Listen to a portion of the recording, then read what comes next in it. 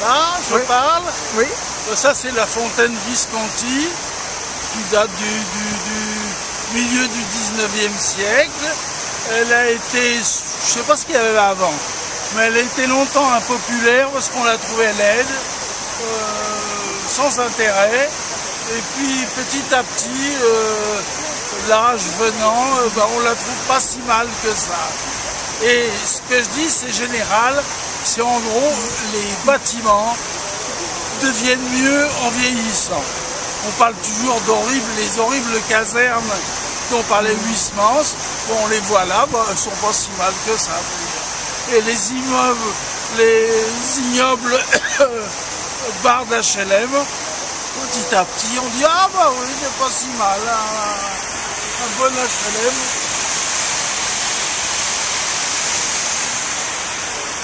Je crois qu'on n'aimait pas, c'est parce que comme ça c'était le grand séminaire de Saint-Sulpice. Je crois que c'est plus ou moins des évêques qui sont là, et les francs-maçons n'aimaient pas ça. On aurait voulu des généraux, ou des révolutionnaires, ou des martyrs de la royauté et de l'Empire. Voilà. Il fait très beau aujourd'hui. Voilà. Cette fontaine, elle est à 3 degrés, surmontée d'un pavillon à 4 niches.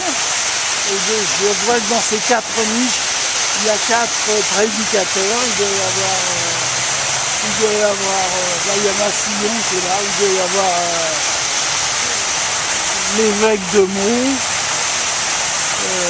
Non, je peux rien dire, mais je remarque que les bords d'eau sont très bien réglés et sont très réguliers. D'habitude, il y en a qui ont un bout qui est cassé et l'eau coule un peu n'importe comment. Ces lions sont plus gros, plus petits que les lions de la bibliothèque de New York. Celui qui mange les pigeons. Qui ont un nom, hein, je crois. Ah oui, ils ont un nom, oui. Ernest, oui.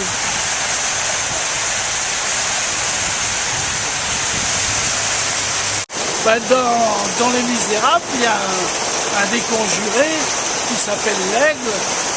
Et il est de Meaux et on l'appelle l'aigle de Meaux, c'est-à-dire on l'appelle Bossuet.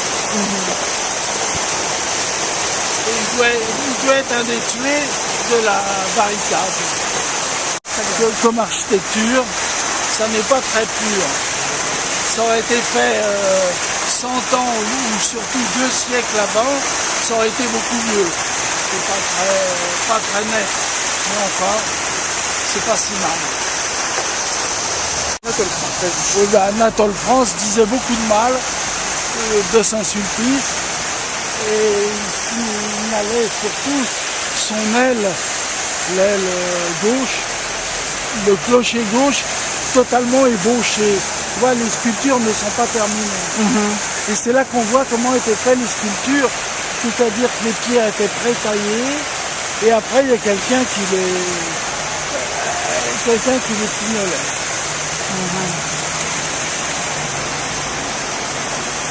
Et tout ça, ça a été construit à la même époque et on aurait très bien pu faire les clochers semblables, mais ils ont été faits dissemblables.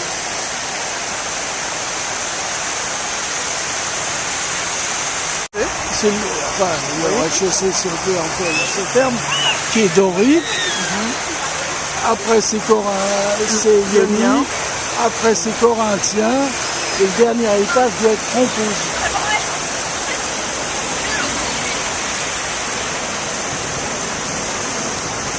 Tout Moscou est fait comme ça, mais un peu plus salopé, même beaucoup plus salopé, déjà parce qu'en général c'est construit en briques, donc faire des choses comme ça en briques, faut le faire.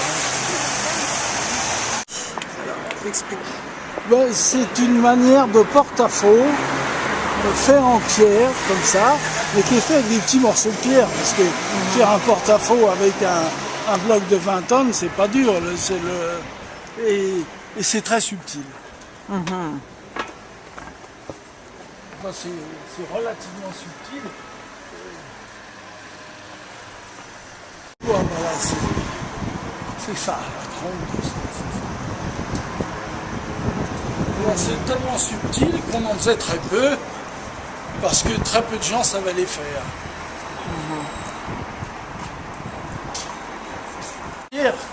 Ces pierres-là qui prennent appui les unes sur les autres et tout se concentre pour faire le savant. On pourrait comparer ça à la charge creuse des obus pour percer les tanks.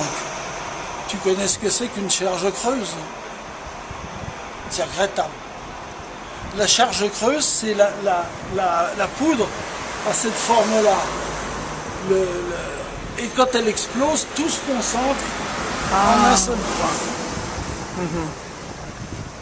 On a trouvé les charges creuses un jour qu'il y avait un pain de dynamite qui avait son nom en creux et on l'a retrouvé sur le métal. Le métal avait fondu à cet endroit-là.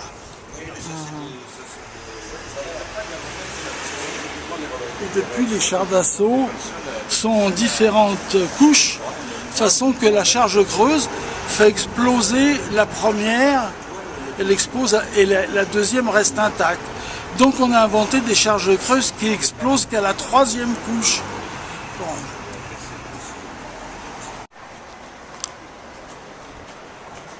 La géométrie descriptive,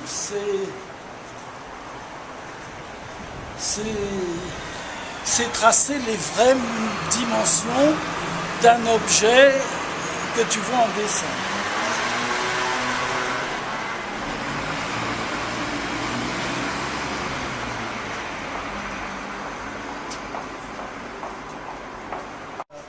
C'est la trompe de Saint-Sulpice. J'aime bien. Il y en a 2 ou 3 dans Paris. Mais c'était tellement difficile à faire, tellement subtil à dessiner. Et ce travail là de... Oui, non, mais il fallait le dessiner parce que chaque pierre était dessinée une par une pour qu'elles s'appuient les unes sur les autres et que la charge se concentre au C'est le milieu. tailler qui est difficile. Parce que le dessiner à la limite, c'est quelqu'un qui... Non, c'est très... C'est le tailler le travail. Ah non, c'est le dessin qui est dur. C'est pour ça que c'est célèbre. Chaque pierre est vraiment dessinée, même à l'intérieur, pour pouvoir concentrer la charge. Ouais, quand j'étais aux Beaux-Arts, en stérotomie, on y a déjà dessiné, et c'était très difficile. Moi, je suis admiratif. Ouais, mais non, parce qu'en effet, c'est une charge énorme qui est ramenée de là à là. À faire ça en béton. C'est rare des trucs comme ça. Ah, c'est même très rare, oui. Il n'en fait plus, Il le fait pas en béton. Je dirais même qu'on en a fait très peu, je pense. C'est exceptionnel. Ça s'appelle une trompe. Je crois que c'est la plus grande de Paris, celle-là. Mais il y en a 2 ou 3 quand même. Les tailleurs de pierre se faisaient bien. C'est la plus grande de Paris, ça. C'est la tête parce que, en gros, le monsieur dit c'est difficile, c'est de tailler l'extérieur, alors que c'est pas du tout taillé à l'extérieur.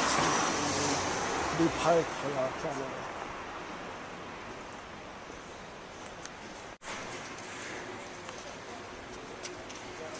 Ça, comme ça, comme ça, comme ça, comme ça. La base attique. Ouais, c'est ça.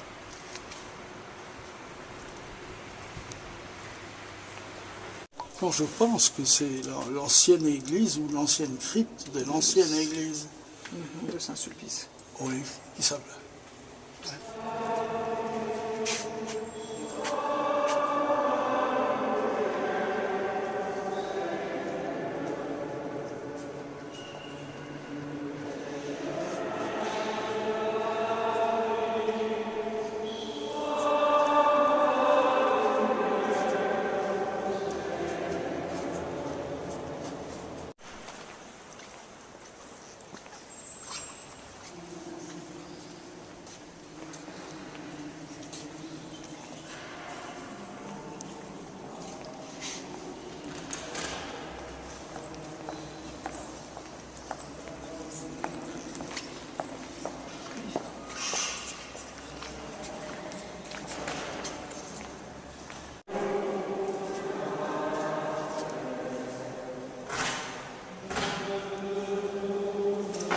Si tu photographies ça, tu pourras le relire sur ton...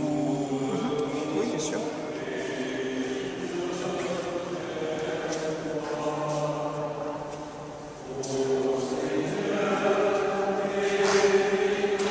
Marché Saint-Germain. Oui. Qui a longtemps été la proie, l'espoir des promoteurs, tu vois, ce terrain en or. Mais ça marche pas très bien, tout ça.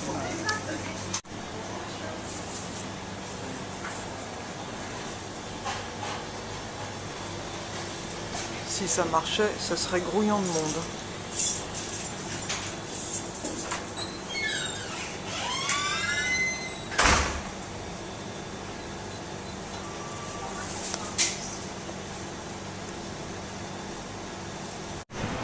C'est combien un daumier comme ça? Ah bah ça 500 dépend. balles Il y en a qui sont pas chers du tout. Là, regarde celui-là que je trouvais pas mal du tout. Il est à 60 €. Par contre, ceux qu'on offre à des collègues avocats, ils sont à 2000. Ah oui. Donc ça dépend aussi. Si c'était une gravure ou tiré d'un livre. Ah bah ça c'est des charivari. Donc c'est. Oui. Tandis que ça c'est tiré sur blanc.